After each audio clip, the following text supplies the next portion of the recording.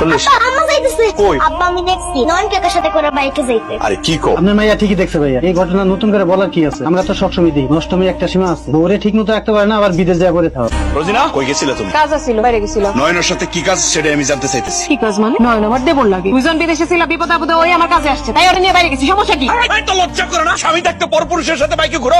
আমি বিদেশ থেকে টাকা পাঠাই, সেই টাকা দিয়া নয়নের সাথে রং তামাশা করো। যদি মনে করো তাই, আমি কি করবা কও? এই আমার সমস্ত টাকার হিসাব দিবি, 7 বছরের টাকার হিসাব দিবি তুই। সব টাকা পাঠানোর পরে তো আব্বা আম্মারই দিয়ে দিছি, সব চলে তাকো কাছে দাও। কি কইলা বৌমা? তুমি আমার টাকা দিছো? আমার চিকিৎসার লেগে টাকা চাইছিলাম, তাও তো একটা টাকা দাও নাই। তুমি কেমনে তোমার একটা মিথ্যা কথা কইতে পারলা? তোমার বাপের বয়সী মানুষের নামে? আরে তোর সমস্ত টাকা ওই নয়ন রে খাওয়াইছে, আমাকে একটা পয়সাও দেয় নাই। আমার 7 বছরের টাকার হিসাব দিবি। কই জমি কিনছস, দলিল কই, সব হিসাব আমারে দিবি। যদি হিসাব দিতে না পারো তোরে আমি তাকে কই দিই। দিবা দাও তা দাও। এই রোজিনা তোকে ভয় পায় মনে করছো? বললাম না এই সংসার আমার টাকা পয়সা, এই সংসার করার। রোজিনা রোজিনা আমার কথা শুনো। এই তুমি এত রাতে ব্যাগ নিয়ে কই যাইতাছো বল তো?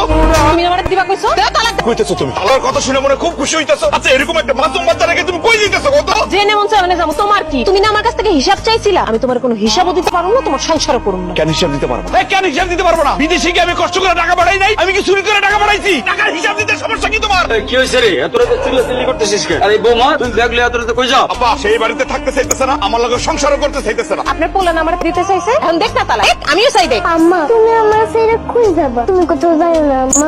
দেখছো রোজিনা, একটা মাসুম বাচ্চা তোমার লাগে কান্নাকাটি করতেছে। তুমি হেরে ফেলায় কই যাইতেছো কও তো? আর তোমার মনের মধ্যে কি আছে এটা আমার কও। আমি কইলেই তো দোষ। তুই যখন ছিলি না তখন তোর বউ ওই নয়নের লগে সম্পর্ক করছে। কই আর যাইবো? নয়নের কাছে যাইবো? মা, রোজিনা যে এমন কাজ করবো আমি কোনোদিন ভাবতে পারি নাই। ও তো কোনো হিসাব নিকাশ দিয়ে যাইতেছে না। তাহলে বিদেশে যাওয়ার আগে যে আমি বেকার ছিলাম, আমি তো আবার বেকার হয়ে গেলাম। আম্মা আমি পথে বসে যাবো। বৌমা, ওই টাকা পয়সা কই আছে না আছে এটা আমরা জানি না, কিন্তু এই মাসুম বাচ্চাটার মুখের দিকে তাকায় তুমি যাও না। এই সংসারটা ভেঙে চলে গেলে তুমি কোনো আনের সুখে থাকবে না। আমি আলামিনের সংসার করুম না, এটাই আমার শেষ কথা। রোজিনার কথা শুনে মনে হইতাছে কি কেউ তার লাগে অপেক্ষা করতেছে। এরকম বউ থাকারছে না থাকাই ভালো। আমিও দেখতে চাই ওর লাগে কে অপেক্ষা করতেছে, কে ওরে নিয়ে যাইবো। দেখতে চাও না? তুমি দেখতে চাও? ঠিক আছে দেখাইছিস। নয়ন নয়ন, এই আমি তোর কি ক্ষতি করছিলাম কত? আমার সংসারটা কেন ভাঙলি? এরকম একটা মাসুম বাচ্চাকে কেন মাহারা করতেছিস তুই? এই আমি তোর কি ক্ষতি করছি কত? আম্মা তুমি আমারে রেখে যাইও না আম্মা, আমারে রেখে যাইও না আম্মা। চলো রোজিনা। ওরে আল্লাহ রে, আমি কি করছিলাম? আপনি এই বাড়িতে কেন এসেছেন? আমি আর আমার মাইয়া রোজিনার সাথে দেখা করতে চাই। না, রোজিনার লগে আপনি দেখা করতে পারবেন না। রোজিনা আপনার কেউ না। কেউ না মানে? আমি তো রোজিনার তাল দিইনি। আপনি তাদের না তো কি? রোজিনা তো আপনার তাছাড়া আমি রোজিনার বিয়ে করছি, ও আমার বউ। কি বলতেছো? এক রাতের মধ্যে বিয়ে করে ফেলছোস?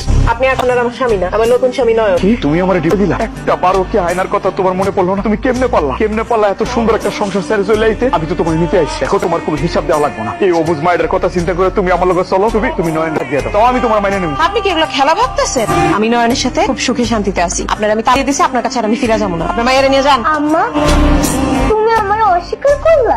তোর বাপ আছে না? তোর বাপরে কর, তোর নতুন মাইনা দিব। আমি জানি না কোন মোহে তুমি এই কাজটা করছো। চলো না, এই মায়ের কথা চিন্তা করে একবার চলো। আমি তোমার পায়ে ধরি, চলো। নয়ন এখন আমার স্বামী, কথাটা যেন মনে থাকে। চলো। আব্বা আম্মা যাইতেছে। সে তোমার আম্মা না, আমি তোমার মা, আমি তোমার আব্বা। আব্বা আম্মা আমাকে ছেড়ে গেল কেন?